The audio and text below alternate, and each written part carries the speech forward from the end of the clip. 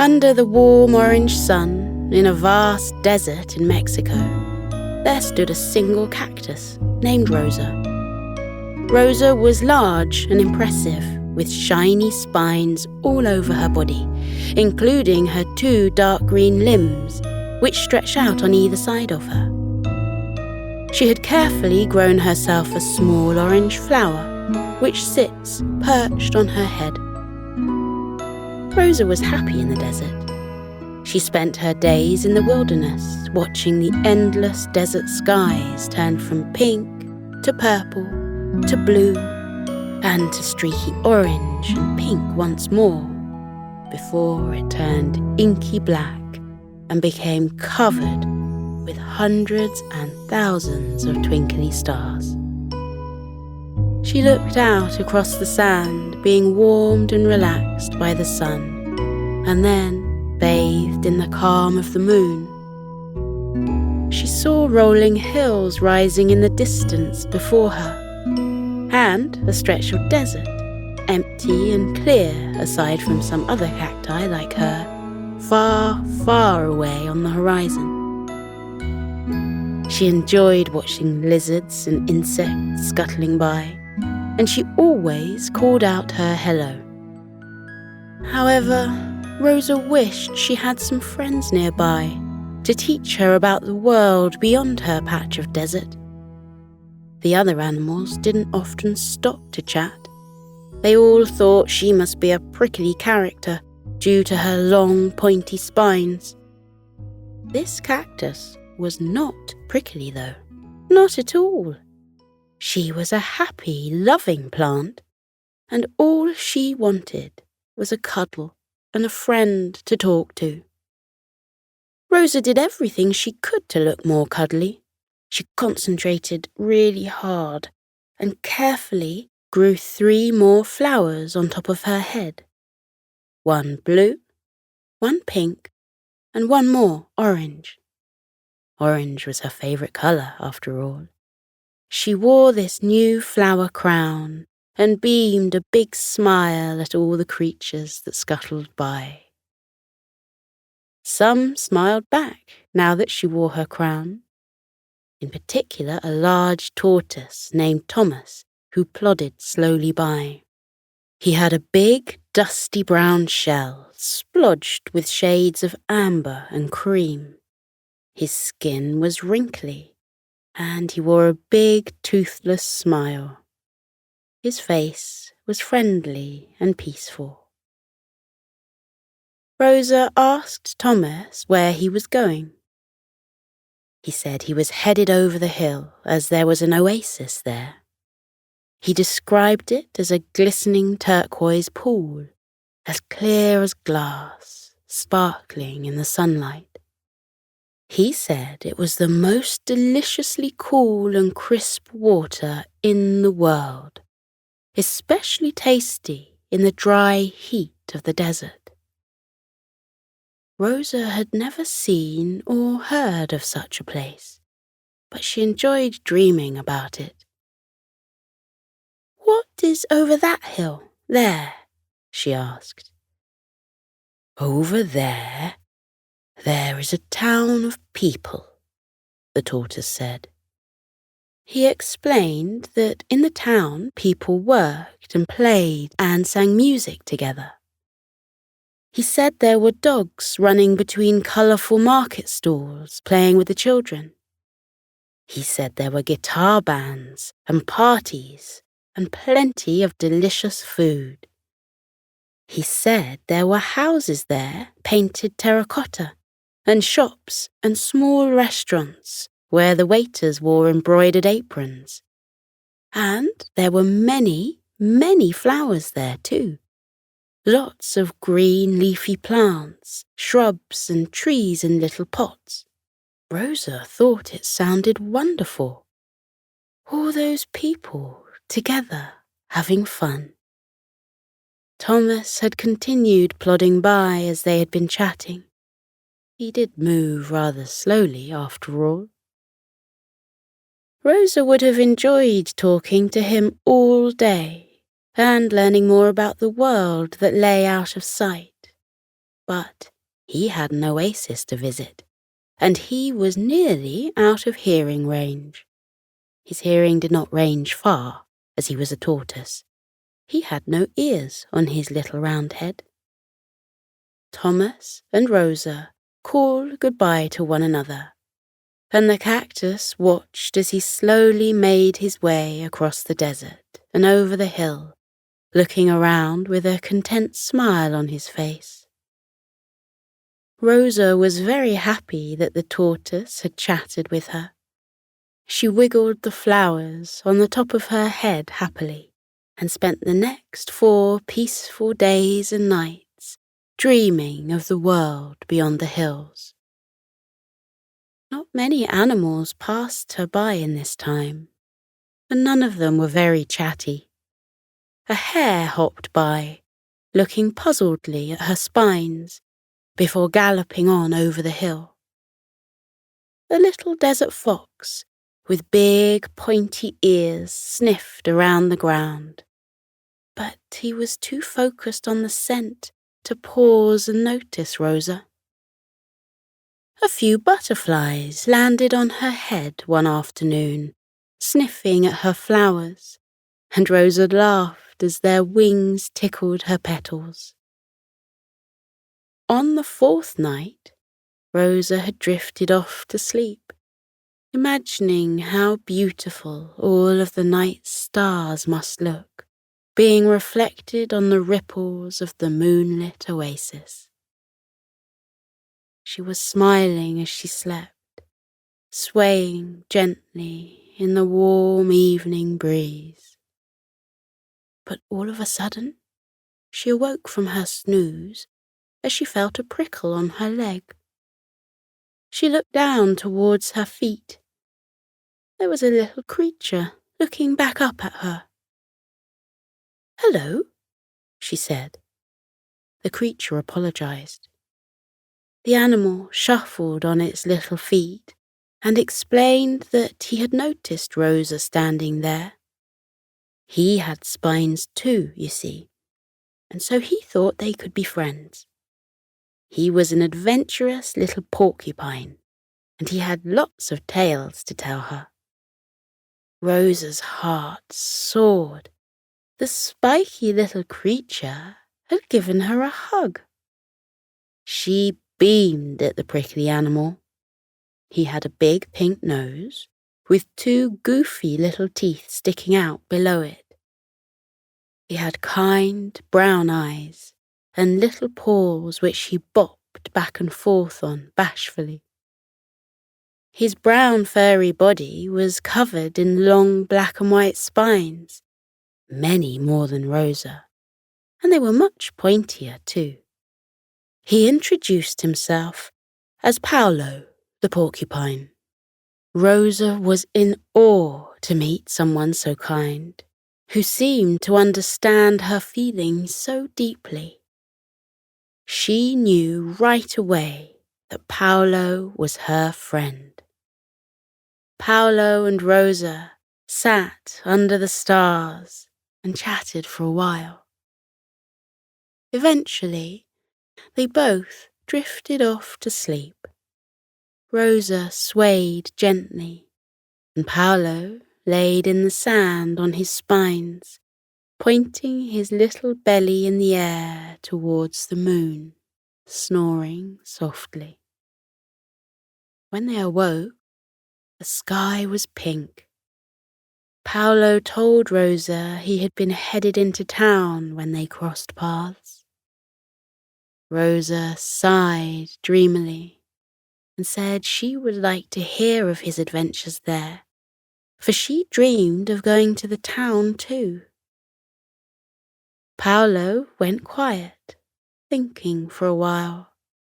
He told Rosa that he would see her very soon and bade her goodbye, wiggling a little paw at her before shuffling off across the dust, a little spiky ball moving through the desert. Rosa waited for 2 days, excited for Paulo to return. At midday on the 2nd day, she saw a spiky little shape returning towards her across the landscape. Paulo appeared to be pulling something along behind him, and a little figure was at his side. Paulo said a happy hello to Rosa when he arrived at her side and introduced his friend. His friend was a big dog called Xolo. Xolo was soft and brown with big flappy ears, which pointed straight up in the air. He stood tall on long legs and smiled, his tongue lolling, panting in the sun. Rosa was happy to meet him. Paulo explained that after meeting Rosa, he had been considering her dreams of adventure. He had an idea. His friend Xolo was the town gardener's dog. Paulo had met Xolo when climbing a tree in his garden. Xolo was very impressed with the way Paulo used his tail to climb the tall tree. He said that he looked like a spiny monkey. Paulo had asked for Xolo's help. Together, they were going to take Rosa on an adventure. They borrowed some tools from Xolo's owner, a trailer, a little shovel, some big gardening gloves, and a big terracotta plant pot, which had been painted with beautiful blooms, just like the ones Rosa wore on her head. The two creatures set to work, digging the dirt around Rosa's feet. Xolo whistled a jolly tune as they worked, and Paulo hummed along. Xolo carried a lovely tune, but Paulo was a little off-key. Rosa didn't mind, though. She was so happy to be with her new friends that she thought it was the most beautiful song in the world. With the soil loosened and a soft bed lining the pot, Xolo put the tough gloves over his paws and carefully lifted Rosa in, patting down the soil so that she felt snug and supported in her new, portable home. They both placed their paws on either side of the pot and, after the count of 3, hoisted her up onto the trailer. Xolo barked twice, pleased with their work, and Paulo did a happy dance, standing on his stubby back legs and wiggling his front paws in the air. Rosa couldn't believe that she was ready to go on an adventure and finally discover what lay over the hills. Paulo told Rosa that first they were going to the oasis. Xolo said he wished he could come along, but he had to return the tools to his owner, who had a very busy afternoon repotting succulents in the town square. He told Rosa, though, that she needn't worry about returning the pot and the trailer. His owner had just gotten a shiny new wheelbarrow and wanted to give his old trailer, along with the pot, to the special cactus that his loving pet had told him all about. Xolo said he hoped that Rosa and Paulo would come to town that night for a party, where Rosa could hear the town folks' music and make some new friends. Rosa couldn't believe it. She cried one happy tear. Only one, of course. Water was scarce in the desert. She thanked Xolo, and they parted ways. Paulo and Rosa headed up the hill. Paulo clutched the pulley of the trailer with his strong tail and tootled over the dirt, pulling Rosa with ease behind him. As they neared the brow of the hill, Rosa saw something in the distance, a cluster of cacti, just like her. Paulo toddled over to the cacti, and they all turned to look with wonderment on their faces. They had never seen a cactus moving before. They all introduced themselves with a smile.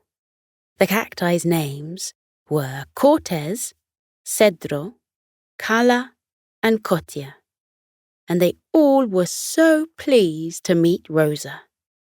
They had seen her in the distance from their hill, and they were so happy that she had come to say hello.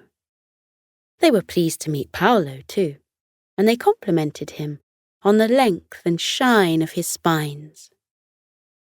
Rosa asked Cala, Coti, Cedro, and Cortez if they too wanted trailers of their own. They said they didn't need trailers. They were happy on their hill, where they could look down over the plains, the town, and the oasis, all happily together. They did ask her if she would visit them again. Rosa said she would, and she and Paulo continued their journey over the hill. She saw the oasis from up high, lit up with the golden afternoon sunshine. It was breathtaking. Their descent down the hill was easy because Paulo could simply let her go. Rosa rolled on her wheels freely down the hill, coming to a stop at the soft sand that surrounded the oasis.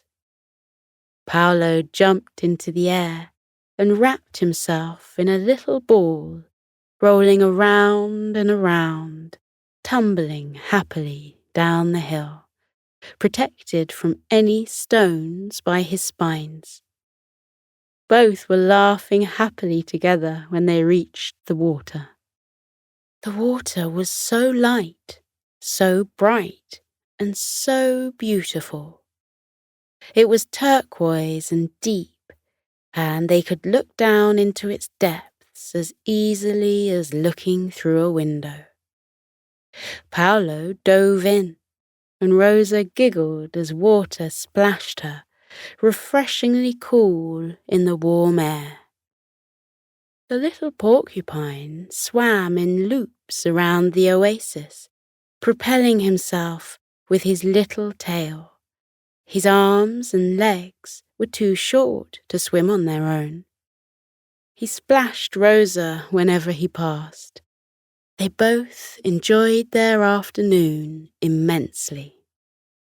Rosa loved watching the twinkling light on the water, and she was happy to see other animals having fun too. She saw Thomas, her tortoise friend, on the other side of the pool. She didn't talk to him, though, because he was snoozing peacefully in the sun. Sleepy lizards of all kinds lolled on the water's edge. Little darting lizards with shiny brown skin, and big, leathery green lizards with wise, bulging eyes and long tails. When the sun had moved further across the sky, it was time for the two friends to return over the hill and head towards town. Rosa had excited butterflies in her stomach, as she had never met people before. Although sometimes she had seen their big, shiny vehicles zoom through the dust, far in the distance. She had heard so much about the joyous town folk, and she was excited to meet them. They made their way up the hill and rolled back down again. They crossed the flat of the desert, humming together as they went. As the first star began to twinkle in the sky, they heard the sound of lively music, which beckoned them across the sand towards town. Paulo would skip with every couple of steps, almost in time to the music. He wasn't the most rhythmic porcupine, but he did love music. They arrived at the town square and were amazed by its beauty. There were men and women and children in colourful clothes, dancing and eating and laughing together. The band played guitars of different shapes and sizes, and they all sang with enthusiasm. There were many plants like Rosa in pots and flower beds around the square, and animals too, dogs and cats and lizards and birds, all enjoying the music. Xolo emerged from under one of the tables, which was laden with delicious-looking food, and greeted the animals. He introduced them to all of his friends, and they all danced together. Rosa and Paulo were so happy. At the end of the night, Rosa thought it must be time to return to the desert. She said goodbye to her new friends. She had spoken to the flowers in the shrubbery, who had told her of all the merriment that they observed every day. She had laughed with playful puppies and shimmied her spines to the lively music. She had had a wonderful time, but it was time to go to bed. Hopefully she could return one day.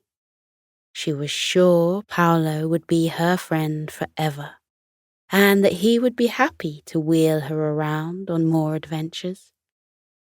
Paulo yawned, and Rosa smiled. "Let's go back to the desert," she said. Paulo wrapped his tail around the pulley on the trailer and began to wheel her back towards the road. Both had sleepy eyes and tired bodies. They were ready to snooze. As they moved away, someone called out to them. It was the town gardener. Rosa and Paulo had met him earlier in the night and thanked him for his kindness. He had grey hair and crinkly brown eyes. His skin was tanned from all the time he spent outdoors, tending his plants attentively and with great care. He wore faded overalls and a colourful shirt. All of the townsfolk seemed to like colour and kindness. "Where are you going?" the gardener asked. "You may return to the desert if you really wish. I know the nature is beautiful out there. It is incredibly peaceful in the stillness of the desert, under a million stars. But, if you would like, you may both stay here, too. There's a lovely spot in my garden for you, Rosa, and I know Xolo's kennel has plenty of space for a little porcupine like you, Paulo." The two friends looked at one another, beaming with happiness. They had found their family. They journeyed to the gardener's yard. He had a beautiful garden with curling vines and beautiful tropical flowers. Each one was watered, trimmed, and tended to with love. In one corner, there was a dusty flower bed, full of cacti of all shapes and sizes, some spiny, some fuzzy, some smooth. Not far away was Xolo's kennel, a fairly large handmade wooden structure, painted in turquoise, pinks, and yellows. Xolo was already snoozing on a soft patch of grass nearby, his long snout poised on sleepy paws, his tongue still lolling as usual. He looked perfectly peaceful. Rosa chose her place in the gardener's yard. She asked to sleep near the low wooden fence so that in the morning, when she awoke at sunrise, she could watch the streets of the town beginning to swell with life, with children wobbling by on bicycles and the scent of the baker's fresh bread drifting on the morning breeze. She had been dreaming of these things, and it was finally her chance to see them. To her left slept a tall cactus, too, with flowers of purple on her head. She, too, wore a flower crown like Rosa, for she, too, was happy and full of life. Rosa breathed in the cool air. Paulo parked her trailer and said goodnight. He tottered sleepily towards his new home and entered the kennel where he wrapped himself in one of the comfy woven blankets that Xolo had collected there. He knew that the generous Xolo would be more than happy to share. He and Rosa drifted off to sleep. They were so happy and peaceful under the stars. The happy cactus and friendly porcupine lived in the gardener's garden from then on, and they never tired of going on adventures. They strolled through the town, rolled down many hills, and swam in many a blue oasis. The two lived happily there, wrapped up in the glow of their new friendships and the comfort of their new home.